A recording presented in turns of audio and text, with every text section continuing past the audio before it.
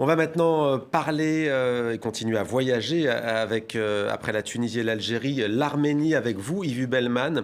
La légende rapportée par les historiens grecs et romains veut que l'Arménie ait été fondée par un descendant de Noé, une naissance mythique pour un peuple dont l'histoire est encore aujourd'hui marquée par le sceau de la tragédie. On va parler d'Arménie, le temps du sacré, c'est à la Fondation Bogossian à Bruxelles. Peut-être d'abord un mot avant de parler de l'immersion que vous proposez, vous, avec Iconem dans cette exposition. L'Arménie, vous avez commencé à y travailler depuis plusieurs années déjà, hein.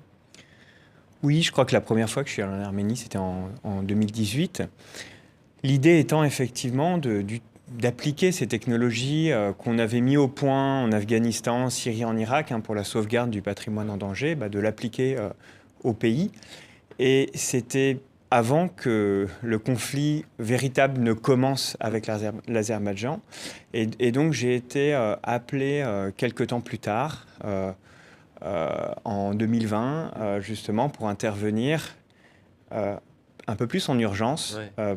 pour continuer en fait ce travail de numérisation dans différentes zones autour de la frontière, de cette frontière qui malheureusement bouge beaucoup, et on l'a encore vu récemment. Alors on va peut-être, là on voit l'expérience immersive, on va peut-être d'abord voir quelques photos, quelques clichés à travers une boucle que l'on a préparée. Ce qui frappe d'ailleurs, on va le voir à travers à la fois le travail d'Iconem, mais aussi des photos qu'on va voir de l'exposition en elle-même, même si c'est un ensemble. Il y a beaucoup de lieux de culte chrétiens. Pourquoi ? Alors, en fait, cette histoire, comme vous disiez en Pourquoi ? On sait que c'est introduction, la religion, ouais, bien entendu, non, en Arménie, mais... cette histoire communautaire, en fait, s'organise autour d'un monument religieux, en général. Ce monument religieux, il n'est pas que religieux, en fait. Il a beaucoup de fonctions, hein. Il peut avoir une fonction de banque, de tribunal. Et en fait, les communautés s'organisent autour de ces monuments. Et bien souvent, donc, ces monuments sont dispersés un petit peu partout sur le territoire de l'Arménie. C'est une région qui est montagneuse. Souvent, c'est des sites qui sont fortifiés, où les gens se réfugiaient.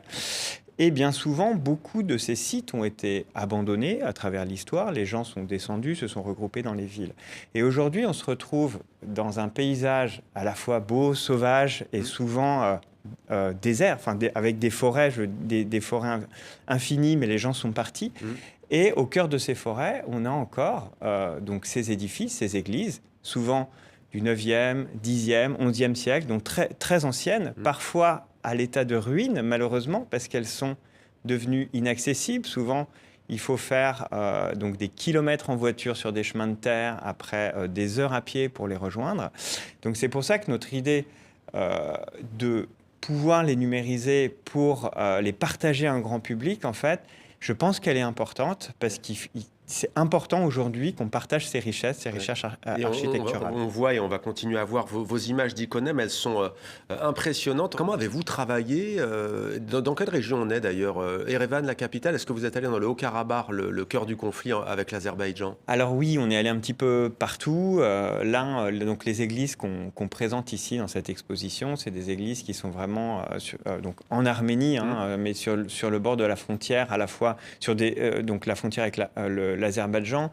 Dans les parties au sud de cette frontière, au nord de cette frontière, on a essayé vraiment de la suivre. C'est des zones d'où les gens sont partis, hein. Donc, en fait, comment on travaille ? Donc là, on a travaillé en partenariat avec une fondation, enfin deux fondations, Toumo, donc qui est une fondation arménienne qui travaille sur les nouvelles technologies, et Alif, qui est une fondation qui soutient en fait le patrimoine en zone de guerre. Et c'est assez simple, on prend une voiture ou deux petites 4x4, on avait deux petites 4x4 russes, la Daniva, et puis on part pendant des heures sur des chemins en terre. C'est un travail de prévention. Est-ce que là, dans les hostilités qu'il y a eu récemment, est-ce que vous pouvez nous dire s'il y a eu une partie du patrimoine malheureusement qui a été touchée ? Alors, détruit, moi j'espère pas, en tout cas on ne l'a pas vu, et on espère qu'il va rester dans son état d'origine. Par contre, ce qui est la problématique, c'est que beaucoup de ces églises sont maintenant très difficiles d'accès. Donc, avoir gardé toutes ces informations, y compris très précises, parce que les églises, donc là, comme je disais, c'est pas que des églises, c'est aussi des livres. Il y a des inscriptions sur les murs des églises qui parlent en fait de ce passé. C'est un véritable marqueur culturel en fait du territoire. Donc, c'est important important de garder toutes ces informations, de pouvoir les publier, de pouvoir faire en sorte que les experts, les scientifiques puissent travailler dessus. Et c'est vraiment l'objectif premier de toutes ces missions qu'on a fait sur le terrain ces dernières années. Voilà, notamment, on l'a dit tout à l'heure, en Syrie, mais aussi en Afghanistan.